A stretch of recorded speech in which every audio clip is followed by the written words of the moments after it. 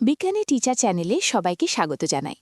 আজ আমরা এমন এক ভদ্রমহিলার সম্পর্কে জানব প্রথাগত বিজ্ঞানে যার ছিল না কোনো ডিগ্রি, যার ল্যাবরেটরি ছিল বাড়ির রান্নাঘর, অথচ তিনি ছিলেন মডার্ন সারফেস সায়েন্সের পথপ্রদর্শক। আসুন বিজ্ঞানের সেই মানুষকন্যা শ্রীমতী অ্যাগনেস পোকেলস সম্পর্কে সংক্ষেপে জেনে নিই কিছু কথা। মূল রচনা ফিল্মি দুনিয়ার হিরোরা, লিখেছেন শ্রুতি সৌরভ বন্দ্যোপাধ্যায়। রাজীব ভাটিয়া যদি রেস্তোরাঁয় বাসন মাজতে মাজতে ফিল্মের হিরো অক্ষয় কুমার হয়ে ওঠেন, তবে সেটা জনপ্রিয় পত্রিকার খবর হয়। অথচ ২৯ বছরের এক জার্মান তরুণী আজ থেকে প্রায় ১৩৪ বছর আগে নিজের ঘরোয়া রান্নাঘরে বাসন মাজতে মাজতে যে ফিল্মি দুনিয়ার প্রথম হিরো হয়ে ওঠেন, তার খোঁজ আমরা অনেকেই জানি না। তার নাম অ্যাগনেস পোকেলস। আর চমকানোর কিছু নেই, কারণ এ ফিল্মি দুনিয়া বাস্তবেই ফিল্মের দুনিয়া। পদার্থবিজ্ঞানের পাতলা ফিল্ম, যাকে গজানো থেকে শুরু করে ভজানো পর্যন্ত বৈজ্ঞানিকদের উৎসাহের অন্ত নেই, এমনকি যার কল্যাণে এই কাচের ওপর আপনি আঙুল ছুঁয়ে এই লেখা পড়তে পারছেন, সেই সমস্ত বাস্তব জগতের ফিল্মের কথা বলছি।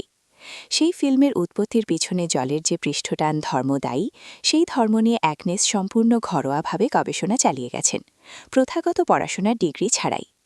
সামান্য বোতাম আর ট্রে দিয়ে তিনি যে যন্ত্র বানিয়েছিলেন বিভিন্ন ক্ষেত্রে জলের পৃষ্ঠটান মাপার জন্য, সেই যন্ত্রেরই উন্নততর সংস্করণ বানিয়ে পৃষ্ঠতলের রসায়ন নিয়ে আরও বিস্তারিত গবেষণা করে প্রায় ৪০ বছর পরে রসায়নে নোবেলজয়ী হন মার্কিন বিজ্ঞানী আরভিন ল্যাংমুর।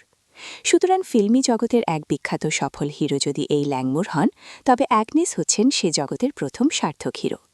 এ প্রসঙ্গে বলে রাখা ভালো, পুকুরের জলে তেলের পাতলা আস্তরণ পড়ায় যে জলের উপরটা ঢেউহীন শান্ত হয়ে যায়, সে ঘটনা বিজ্ঞানীর নজরে প্রথম যাচাই করেন বেঞ্জামিন ফ্র্যাঙ্কলিন। অন্তত ঐতিহাসিক নথিপত্র তাই বলে।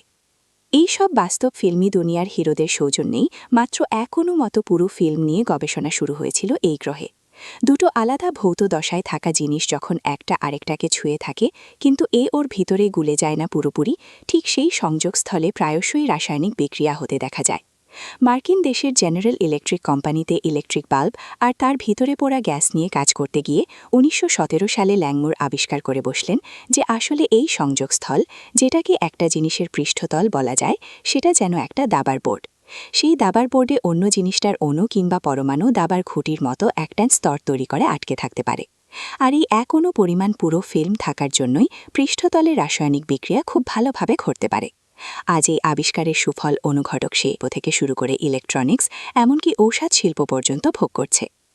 ১৮৯১ সালে রান্নাঘরে নিজের পর্যবেক্ষণ নিয়ে আমাদের প্রথম হিরো অ্যাগনেসের চিঠি যদি সেদিন আরেক প্রশস্ত হৃদয় বিজ্ঞানী লর্ড রালের হাতে গিয়ে না পড়ত, তবে হয়তো অ্যাগনেসের ঘরোয়া জিনিস দিয়ে তৈরি পৃষ্ঠটান মাপক যন্ত্রের আবিষ্কার ছাপা হতো না। সে সময় ল্যাংমুরের বয়স মাত্র ১০। তাই সেটা না হলে ফিল্মি দুনিয়ার পরবর্তী হিরো ল্যাংমুরের কাজের একটা গুরুত্বপূর্ণ অংশ গড়ে তোলা বেশ কঠিন হয়ে যেত।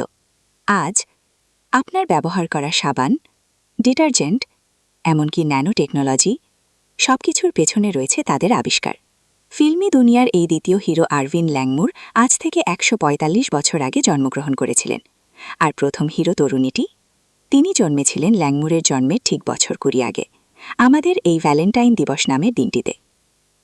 অ্যাগনেস পোকেলসের জীবন আমাদের শেখায়, বিজ্ঞানের কাজ করার জন্য সবসময় বড় ল্যাবরেটরি লাগে না, লাগে একটা কিউরিয়াস মাইন্ড, একটা প্রশ্ন এবং হাল না ছাড়ার সাহস। কারণ বিজ্ঞান শুরু হতে পারে আপনার রান্নাঘর থেকেও। ধন্যবাদ।